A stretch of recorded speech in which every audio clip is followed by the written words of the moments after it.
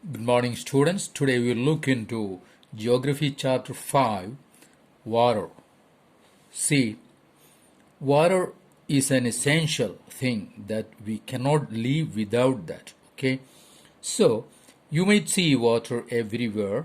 Okay, and we see after rain water there in the rain puddles, but afternoon is not there. What's happening? See, the sun's heat causes evaporation of water into vapor, right? So when the water vapor cools down, it condenses and forms clouds.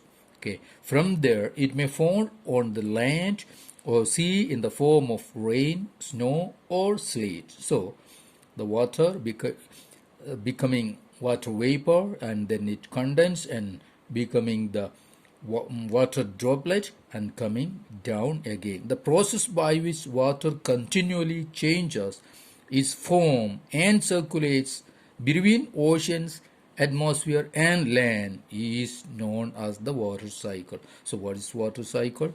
Water cycle is the process by which water continually changes its form and circulates between oceans, atmosphere, and land is known as the water cycle. Okay, our earth is like a terrarium. Terrarium you might have seen, it's an artificial enclosure for keeping small plants. Maybe some of you may have at home. Okay, the same water that existed centuries ago still exists today. The water used to irrigate a field in Haryana may have flowed down the Amazon River 100 years ago.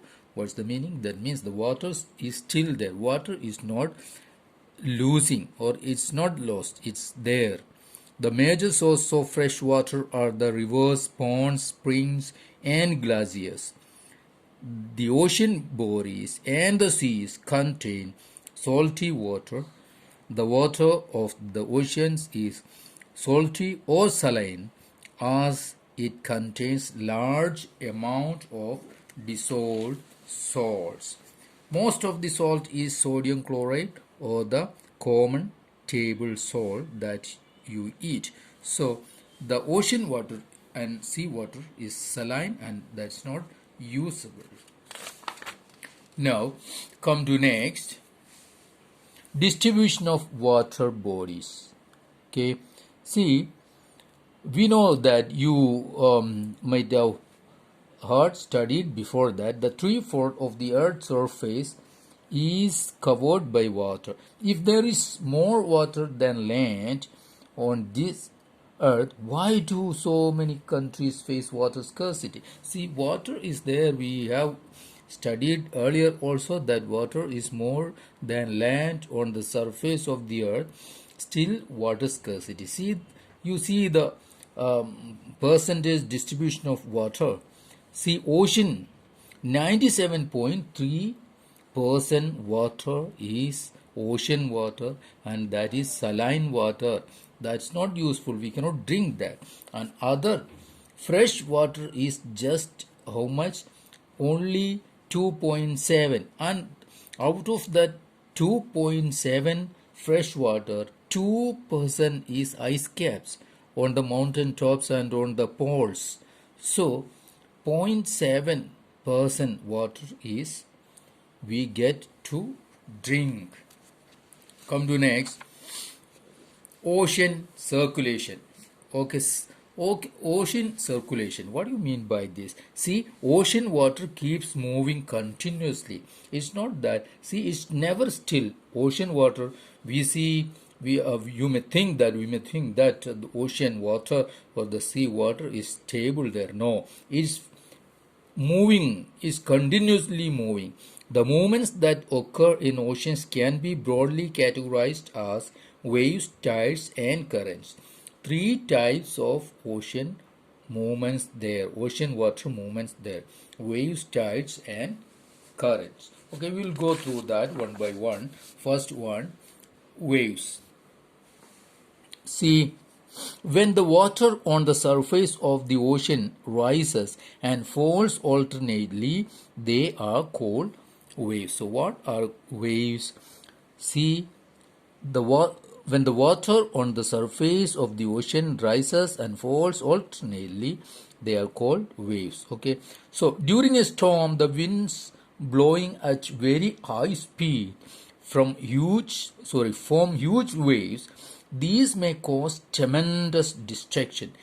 Okay, so when the wind is very strong, then or it is a storm, that time the waves are too high. Okay, and an earthquake, a volcanic eruption, or underwater landslides can shift large amounts of ocean water. Okay, these phenomena underwater can shift the water, and as a result a huge tidal wave called tsunami that may be as high as 15 meter is formed. Okay, so the earthquake or landslide or volcano eruption underwater can cause what? Tsunami can be 15 meter or more high. Okay, it can be too much. Also, the largest tsunami ever measured was 150-meter high. It was 150-meter high tsunami was wave was there. Okay, these waves travel at a speed of more than 700 kilometer per hour. See, just like it's the speed of a flight. See, the tsunami of 2004 caused widespread damage in the coastal areas of India. The Indira Point in the Andaman and Nicobar Islands got submerged after the tsunami. See, India's southernmost point is Indira Point, southernmost tip, and that was submerged completely in 2004 tsunami. Okay, and that is not there now. Now the second one, tides. Okay, the first one waves, second tides. The rhythmic rise and fall of ocean water twice in a day is called tide. Okay, so what's a tide? The rhythmic rise and fall of ocean water twice in a day is called a tide. It is high tide when water covers much of the shore by rising to its highest level. Okay, so it's high tide. And it's low tide when water falls to its lowest level and recedes from the shore. When the water recedes from the shore, it is low tide, and when the water come up to the shore, rising up onto the shore, that is high tide. Okay, we will see how the tide cause. What is the cause of the tide? See, the strong gravitational pull exerted by the sun and the moon on the earth's surface causes the tides. So, okay, what's the reason of the tides? The gravitational pull of sun and moon. The water of the earth closer to the moon gets pulled under the influence of the moon's gravitational force and causes high tide. Okay, so the gravitational force of moon and sun cause what? The tide.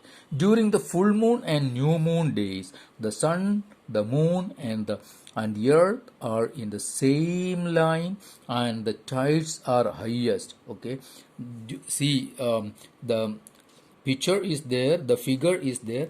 The full moon and new moon time, the three, earth, sun, and moon come in a line, and this is the time the tides are the highest, and these tides are called spring tides. Okay, when the during